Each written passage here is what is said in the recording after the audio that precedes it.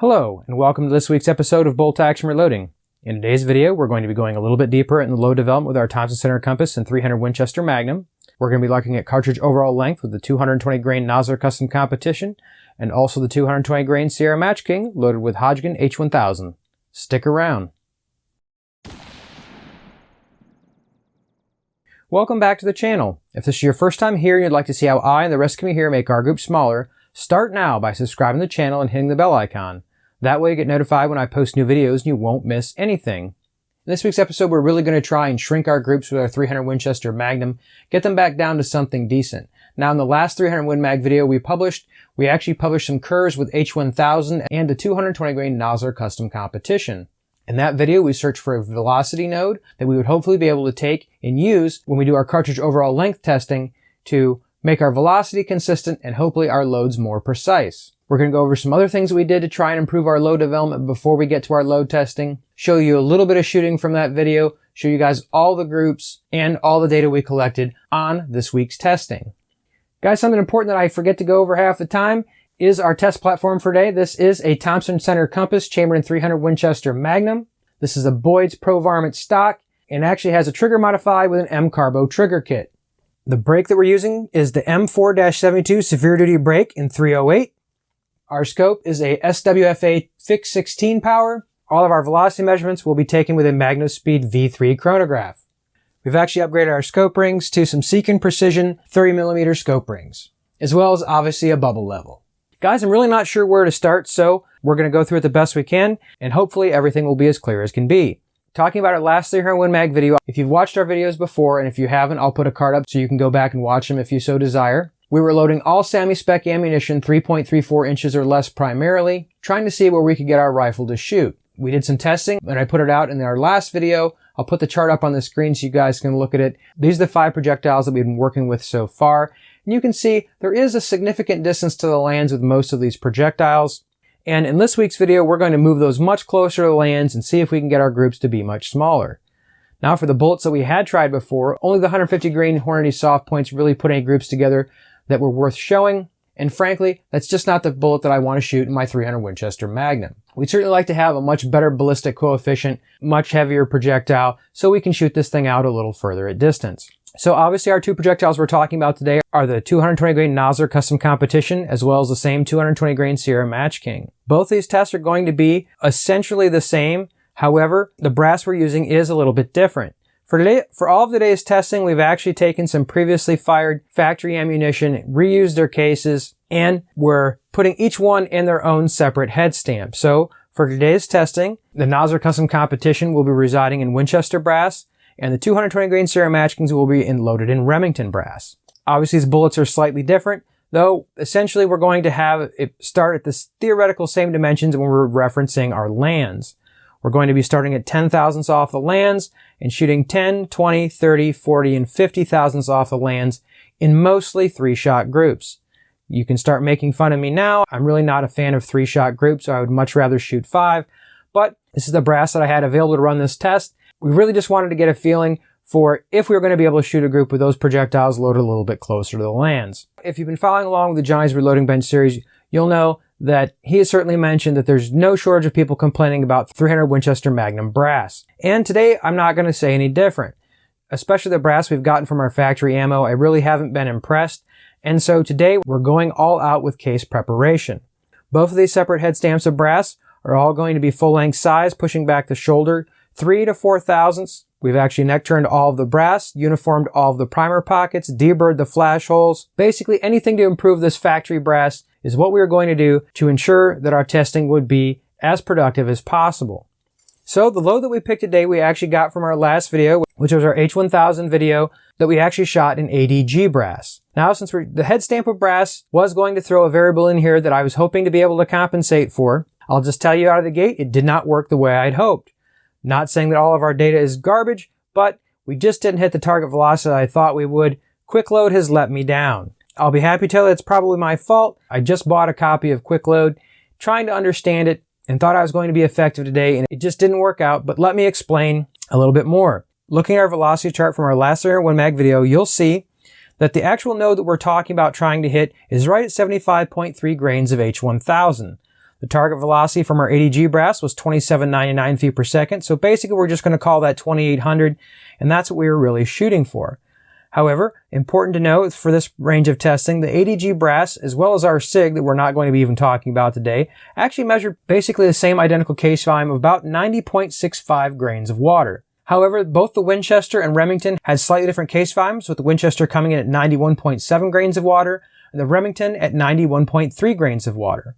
So I put those adjustments into quick load, and it actually had suggested that I increase the load even more past the 75.6 grains, but hoping I would be able to have just load at the top of that node. That is what I was going for. So with our Nosler custom competition, being as that's exactly what we shot in our ADG brass the last time, we were going to go with 75.6 grains of H1000 for our testing today. Figuring if anything was actually going to lower our velocity, seeing as we were going to be increasing our effective case capacity by pushing that bullet closer to the lands. Now for the Remington brass, it had a slightly smaller case volume, but however, in quick load, by changing the projectile from the 220 grain Nosler custom competition to the 220 grain Sierra Match King, it actually recommended that I increase my charge even more. And so honestly, I did some tweaking. What I actually came up with was 76.4 grains of H1000 to theoretically hit that same velocity. And again, I'll tell you, it didn't work out the way I'd hoped. I have more to learn. Not blaming quick load, I just haven't got there yet. I'm sure I'm missing something. But we're not going to throw all this testing out. I think that there is some good information here, so I hope you guys are going to stick around for it. But the load tails of what we're going to load today, basically, we're going to be loading all the way from a cartridge base to ogive of 2.900, which is 10 thousandths off the lands with the Nosler custom competition, all the way to a CBTO of 2.860, which is essentially 50 thousandths off the lands. Now there is a slightly different measurement for the 220 grain Sierra Match King. The 10 thousandths off the lands measurement for CBTO on that particular projectile is 2.875 inches, and we're loading that all the way to 2.835 inches, which will represent our 50 thousandths off the lands test. The previous testing we fired with these, we've had these significantly further off the lands, and so today we're going to explore that close range, see if there's really any difference, or see if there's a sweet spot in which we want to do our next round of load development, hopefully getting slightly better groups.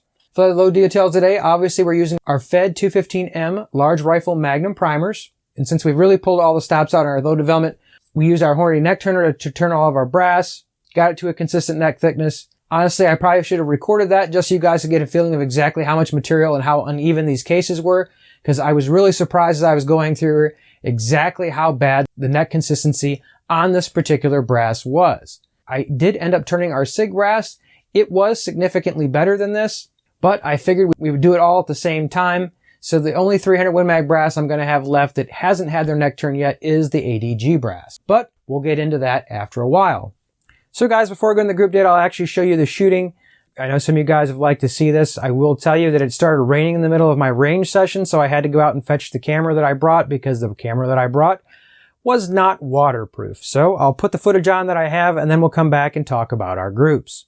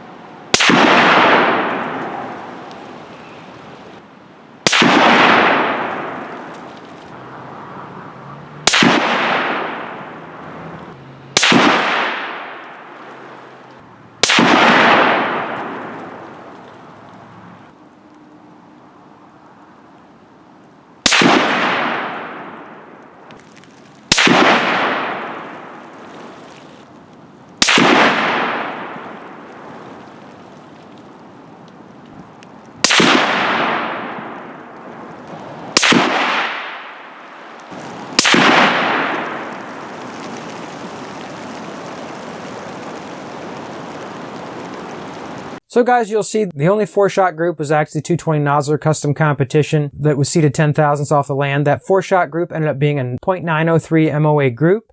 The 20 thousandths off the land, that ended up being a 0.88 MOA group. Our 30 thousandths off the lands went to 1.655 MOA. 40 thousandths went back down to 0.840 MOA. And at 50 thousandths off the land, we went back to 1.296 MOA. Really would like to see those 5-shot groups, but it is what it is. I was at least happy that we could consistently get some groups that were down under that MOA number. And keeping in mind, the accuracy that this rifle states is a 3-shot group under 1 MOA. So these are a lot closer to lands than you're going to get with factory ammunition, but that did seem achievable. Moving right along to the 220 grain Sierra Match King, starting at 10 thousandths off the lands, 1.638 MOA was all we attained. 20 thousandths off the land, we tightened right back up to 0.701 MOA. 30 thousandths off the lands didn't seem very good at 2.288 MOA. 40 thousandths at 1.524 MOA, and the 50 thousandths down to 0.773 MOA. Trying not to bounce back and forth too much, talking about the Nosler Custom Competition again, you'll see that the actual average velocity of all of our shots was 28.26. Standard deviation across the board, since all these had the same charge, was 11.8. Extreme spread of 42. Our velocities essentially varied from 28.02 to 28.44. Keeping in mind, our actual velocity we were hoping for was 2,800. Our lowest rounds were right basically at that number. However, loading up on the top of that node certainly didn't do us any favors for our standard deviation or for hitting that consistent 2,800 number we were looking for. Obviously, for our 220 grain Sierra Match Kings, more powder equaled more velocity. In fact, we actually achieved a velocity higher than we did with our initial Atlas development group loads. We hit an average velocity of 28.77, a standard deviation of 12.8, extreme spread of 44. I do like to mention that sometimes a picture tells a better story than I could ever possibly get to. So I'm going to borrow the chart from the 6.5 guys. I've put all of the data in here, and so you can interpret it from left to right. Starting on the left side was the Nosler Custom Competition. Loads 1 through 5 were 10 thousandths all the way to 50 thousandths off the lands. Load 6 starts at 220 grain Sierra Match Kings, loaded 10 thousandths off the lands, again going all the way to 50 thousandths off the lands. Some interesting points to notice, if you can see there, our best groups with the Nosler Custom Competition were at 20 thousandths off the lands and 40 thousandths off the lands. And at least for that 20 thousandths off the land, that is where we saw the better standard deviation of the group. Maybe that did have a little bit to do with our group being more consistent. Even going over the 220 grain Sierra Match King, you'll see at 20 thousandths off the lands, again, we achieved our best standard deviation actually of the day, because our standard deviation was 4.5. Extreme spread of only 9 on that load. Again, only 3 shots, but did achieve our best group of the day with the best statistics. One thing I did think was interesting looking at this chart, guys, and if you have any input, I'd really love to hear it in the comments section below. I found it very interesting that actually as we push this bullet further into the case and further away from the lands, our velocity actually dropped. Trend seems to be much more pronounced with the 220 grain Sierra Match King, but we basically have that same trend with the Nosler Custom Competition. Now, as I seat this bullet further back in my quick load data, it does say we're going to increase the velocity and increase the pressure. So I really don't understand this phenomenon, but I'm just starting to learn that software, and I would love to hear your guys' input if you had any. As you can see, guys, there's a couple more things on the table that we haven't talked about yet, but we're going to actually have to change views slightly to get a better look to try and get across what I would like to talk about next. Now, guys, what you see before you is 2 samples that I thought would best illustrate my point, lest they're not fired. These are actually ammunition that I loaded along with everything else. This projectile does happen to be, for both of these, the Nosler Custom Competition. For the purpose of this demonstration, it doesn't really matter. What I wanted to demonstrate as best I could is this is a neck-turned case, and this is a non-neck turn case. Like I've mentioned before, with my standard loading process, I typically take the expander out of the die, I full-length resize, and then I reopen the neck with a neck-turning expander mandrel. Typically sets my neck tension around 2 thousandths, which I have found to be optimal for most of my cartridges. That is what I did with both of these cases. However, this one has not been neck turned. I've said before, typically, even with non-premium brass, I've been able to get less than 2 thousandths of run out on my cases, and that is exactly what I'd hope to show you today. We'll start off, this is actually a Federal case, and we'll see as we turn this cartridge going through our standard reloading process, the best I can turn this, you can see that we have less than 2 thousandths of run out on that case. Now, if you actually measure the thickness around that case, most of that honestly is in the thickness difference in the case. I was actually very surprised exactly how inconsistent these cases really were. Now you might think 2000s isn't really a big deal, but we'll get back to that. To show you guys what they look like after they've been neck turned, we'll put our same cartridge in there, and if I could hold it steady, we'll spin this around, and if I was doing my job, you'll see this has hopefully less than 0.5 honestly of run out, probably less, essentially because we've removed all the inconsistency of the case neck and our die has done the best job that it can, centering everything.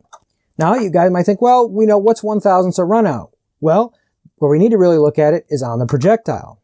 So let's move where we take this measurement slightly. So we're going back to our non-neck turn case. Remember, we had basically just under 0.02 of run out, 1.5 to 0.02. So as we spin it and actually look at the projectile, we'll see that there is a significant amount of run out on this particular load. Now, keep in mind, less than 0.02 on the case. So what happened? Is there different forces on the other side of the case, or is there something else we need to consider? We'll talk about that in just a second. But as you can see, there is a significant amount of run out. If I can't have a load that has less than 0.02, guys, I'm really not happy with it. I'm not here to start an argument to whether or not how much you really need, but I would like to see all of my run out below 0.02. Now, going to our neck turn, we'll take our quick measurement on there, and as we'll see, really didn't have any trouble hitting less than 0.02. One more tool we're going to bring out, not really a tool. The other thing that's possibly going to add some run out to our case, not the only thing, but one thing of consideration, is our seating stem. I have been using Lee dies at least up until this point, and this is a seating stem out of our bullet seating die. I've done a video of this before in 6.5 Creedmoor. I'll put a card up if you want to check it out. Basically looking at 6.5 millimeter projectiles versus the seating stems that you can get in different dies that are available. When I bought this 300 Winchester Magnum, I don't think I was really going to get quite as deep into it as I did when I bought my dies, and so I was just looking to put back some basic ammunition. I'm really not trying to throw Lee under the bus, but I do want you guys to see a little example of what we're really working with here. Trying to stay in the same order, the first bullet we'll put in here is the Nosler Custom Competition. It might be hard to illustrate, but if you look very closely, you'll see, I'll do my best to illustrate that this bullet doesn't really sit in here perfectly. I might put a picture on your screen so you can see it better, but there is some floppiness back and forth. This really doesn't sit in there perfectly. It's not the worst fit of anything we've ever seen. This certainly isn't holding it very tight. Our next projectile is a 220 grain Sierra Match King, and you can see very, very similar. Not very spectacular at all. Now guys, what I have on the screen now and I'm trying to show you is a 30 caliber seating stem from a Forester die. These have kind of been my go-to die. I don't have one in 300 Winchester Magnum, at least yet, but I thought I would give you guys a good idea of what a seating stem fit, what might look like. Something like this is again, if you can hopefully see, our 220 grain Custom Competition. It really fits in that seating stem well, really doesn't allow it to wiggle, and honestly the die that goes around this bullet holds it very, very straight and true. There's very little slop in it at all. A significant difference besides our Lee die. To be fair, we'll put in again our 220 grain Sierra Match King, and you can see, even though they have different bullet profiles, still a very good fit around the stem. Really no slop whatsoever. And with the die supporting the outside of that bullet, we are going to get probably slightly better concentricity numbers. So, is it our turning of our necks? Is it our seating die? Is it a combination of both? It might be just like the Tootsie Roll Tootsie Pops. The world may never know. But it is something to consider. To be fair, guys, as well, before any of the Lee guys flip out in the comments section below, I do believe you can send a projectile into Lee and you can have a custom seating stem made for it. My whole point, again, is not to throw Lee under the bus. It's just something, if you're on your reloading bench, it's something to consider if you're seeing runout issues, depending on what you consider a runout issue, on your reloading bench. There are options out there. So far, overall, with Forester dies, I've been relatively happy with most projectiles in the seating stem without modification or having to order special components. Your results may vary. One more quick thing before we go. Well, let's take a quick look at the brass and you guys can see if we saw any pressure signs. If you guys are looking at the same brass I am, you really won't see any pronounced pressure signs whatsoever. It has the normal primer crating that even the factory ammo has given us at this point. So no real concern that we're over pressure, any symptoms on our case. Even again, though we did exceed that velocity that we'd hit before with our max load in our previous testing. As always, guys, I'm very interested to know what you guys think in the comment section below. What did you guys think of today's testing? Were you disappointed? Were you surprised?